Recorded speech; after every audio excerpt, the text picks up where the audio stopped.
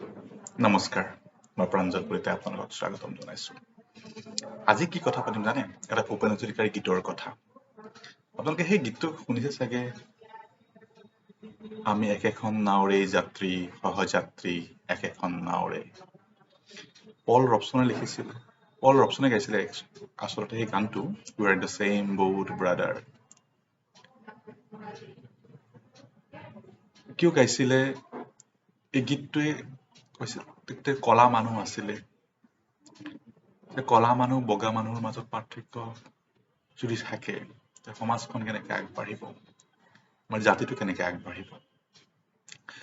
এটা চাইড যদি হিলি যায়, নাও এখনৰ মানুহ বহি থাকে, নাওৰ যদি এটা পাৰৰ পৰা মানুহখিনি লৰাই দিয়ে, আনটো পাৰে ডুব যায়।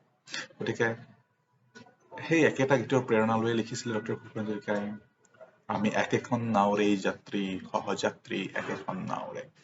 সংঘাত থাকে যদি ধ্বংস হব, গৰ্ব আমাৰ প্ৰগতি।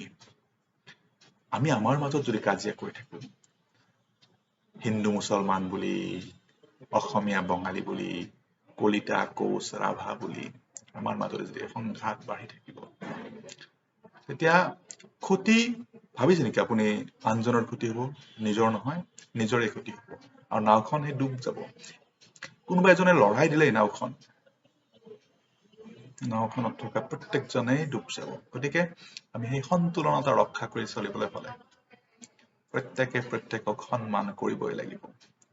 তেতিয়াহে আমাৰ সমাজখন আগবাঢ়িব, গৰ্ব আমাৰ প্ৰগতি। আমি যদি একেলগে থাকি হাতে হাত ধৰি আগুৱাই যাওঁ, তেতিয়াহে আমি গৰ্ব কৰিব পাৰিম নিজকে লৈ, আমি মানুহ পৃথিৱীৰ সৰ্বশ্ৰেষ্ঠ প্ৰাণী, আৰু আমাৰ মাজত কোনো ৰঙৰ বিভেদ নাই, ভাষাৰ বিভেদ নাই, জাতিৰ বিভেদ নাই। গতিকে ভূপেন হাজৰিকাৰ প্ৰত্যেকটো গীতেই মানুহৰ কথাকে কয়। প্ৰত্যেকটো গীত আপুনি যদি বিশ্লেষণ কৰে, মানুহে মানুহৰ বাবে যদি অকণো নেৰাখে, বিস্তীৰ্ণ পাৰৰে অসংখ্য জনৰে হাহাকাৰ শুনিও, গংগা বৈশাখী বুঢ়ালৈ তুমি বোৱাকি।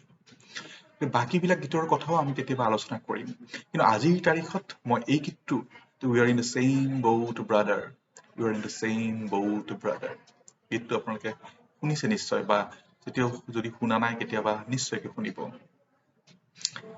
আমি